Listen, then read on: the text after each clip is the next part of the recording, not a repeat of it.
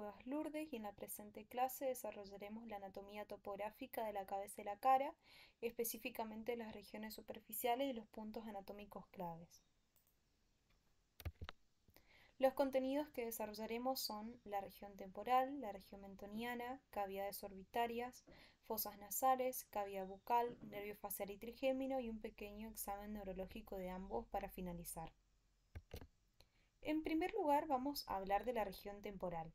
La región temporal está en la parte lateral del cráneo, inferior a la región epicranial, superior a la región masseterina y a la glándula parótida, y posterior a las cavidades orbitarias. Asimismo hay que hablar de sus límites. Su límite superior es la línea temporal superior, su límite inferior es el arco cigomático y su límite anterior es el borde posterior superior del hueso cigomático y la apófisis cigomática. En relación a su constitución, la región temporal está constituida superficialmente por piel y tejido subcutáneo que contienen vasos temporales superficiales, el nervio auricular posterior y ramos temporales, palpebrales y frontales del nervio facial. El músculo temporal ocupa casi toda la fosa temporal y a su vez también contiene arterias, venas y nervios temporales profundos, y hay que recordar que es un músculo clave para la masticación. El plano óseo de la fosa temporal lo constituye la porción lateral del hueso frontal, la porción escamosa del hueso temporal, también parte del hueso parietal y las alas mayores del efenoides. Bien, en relación a la región mentoniana corresponde principalmente a la protuberancia mentoniana y está separada superiormente de la región labial por el surco mentolabial. Sus límites laterales los definen dos líneas verticales que trazamos a nivel de las comisuras de los labios y su borde inferior es el borde inferior de la mandíbula. Bien, en relación a las cavidades orbitarias están situadas lateralmente a las fosas nasales, superiormente a los maxilares e inferiormente a la base del cráneo. Tiene forma de pirámide cuadrangular de base anterior y de vértice posterior y está constituida por un techo, por un piso, por una pared medial y por una pared lateral. La pared superior o techo está representada anteriormente por la porción horizontal del hueso frontal y el ala menor del efenoides posteriormente. La pared inferior está formada por tres huesos: por la cara orbitaria del hueso cigomático, por la cara orbitaria del maxilar y por la apófisis orbitaria del hueso palatino. La pared medial se compone de cuatro piezas óseas que son de anterior a posterior, la apófisis frontal del maxilar, el hueso lagrimal, la lámina orbitaria del hueso etmoides y por último nuevamente encontramos al ala menor del efenoides. La pared lateral está formada por la cara orbitaria del ala mayor del efenoides, por la apófisis frontal del hueso cigomático y por la apófisis orbitaria del hueso frontal.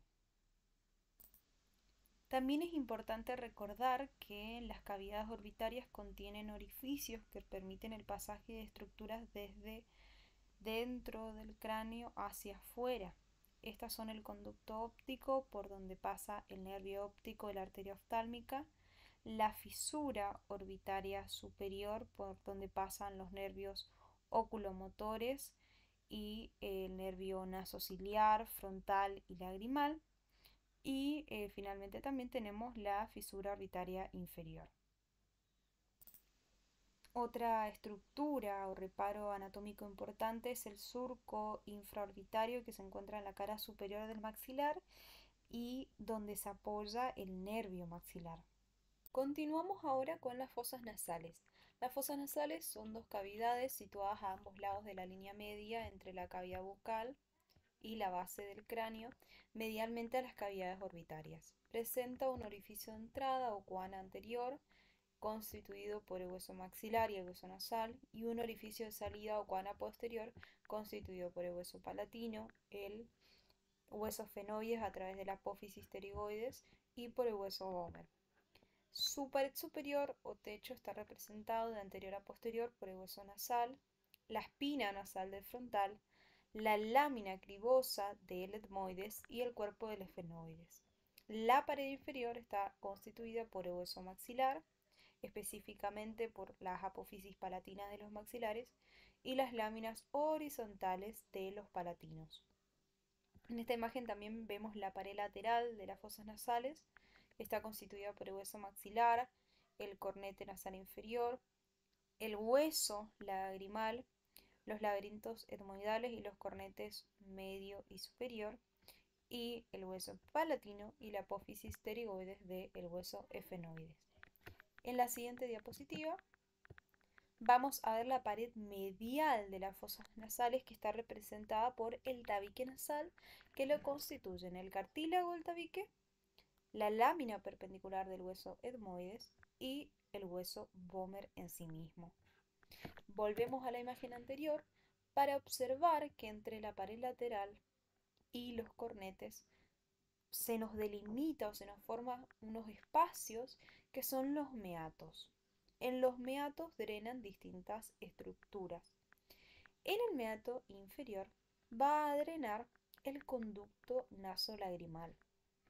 En el meato medio drena el seno frontal, drena también el seno maxilar y las celdas etmoidales anteriores.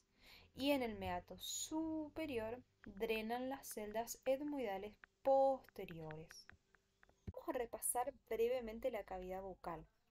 La cavidad bucal está representada por límites óseos anterior y lateralmente, por la mandíbula y la arcada alveolo-dentaria, que son los dientes y sus alveolos.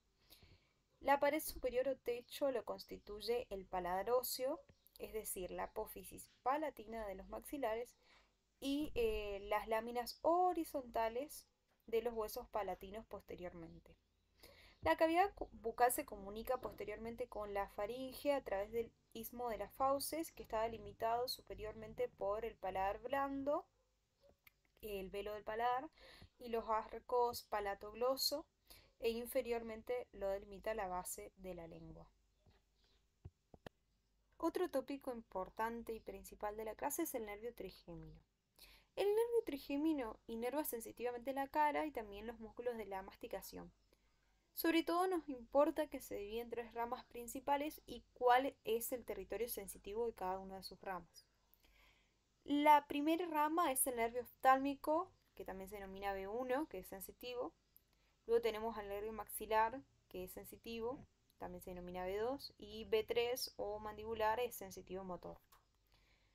El territorio sensitivo del nervio oftálmico, que se divide en nasociliar, frontal y lagrimal, es la porción de la frente y el cuero cabelludo anterior, el párpado superior, el dorso y la punta de la nariz, parte anterior de la cavidad nasal y los senos paranasales y también del globo ocular.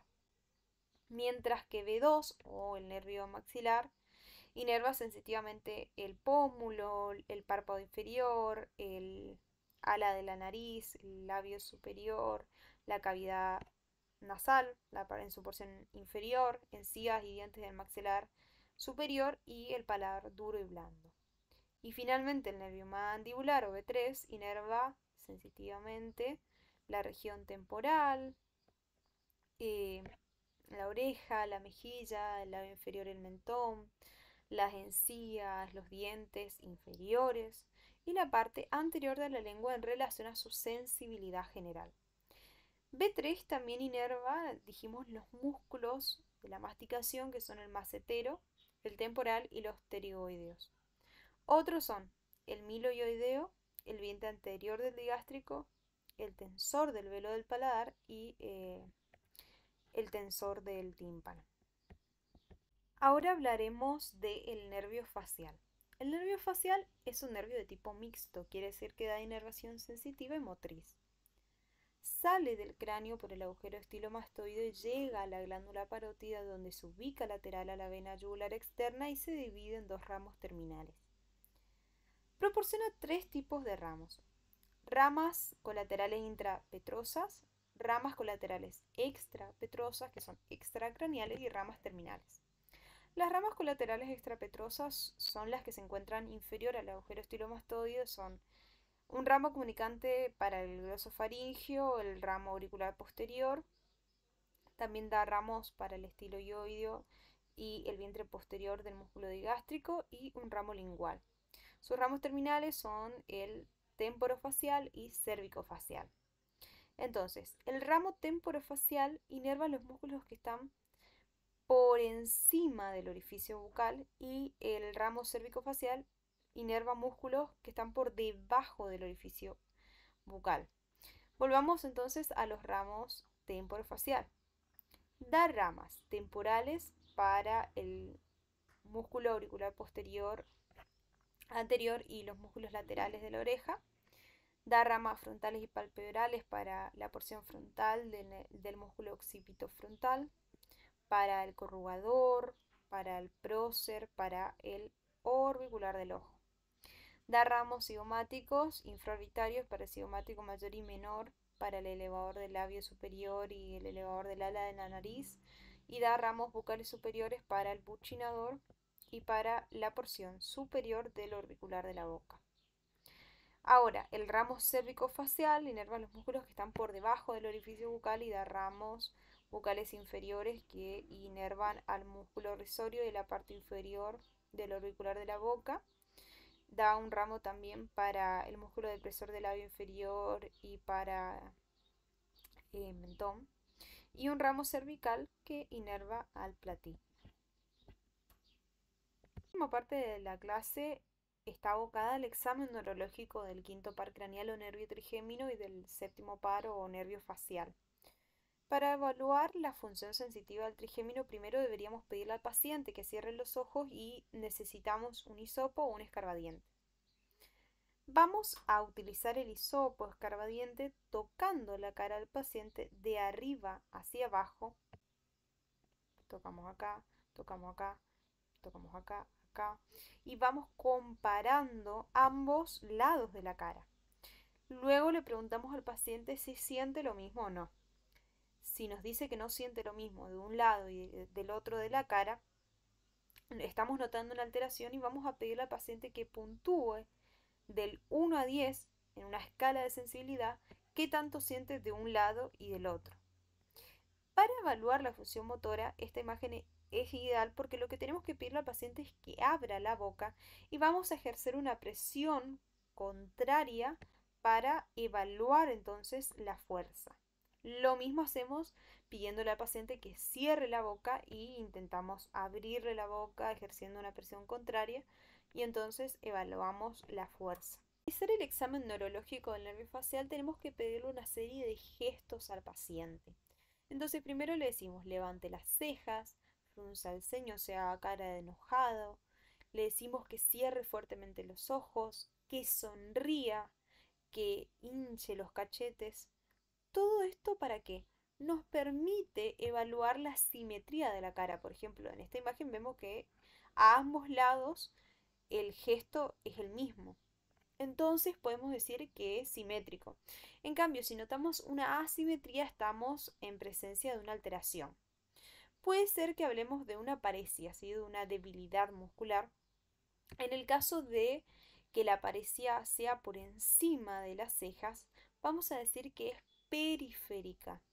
En cambio, si lo afectado es la movilidad de la cara inferior de las cejas, es una paresia facial central. Es así como llegamos al final de la clase. Les agradezco por su atención y espero sus preguntas.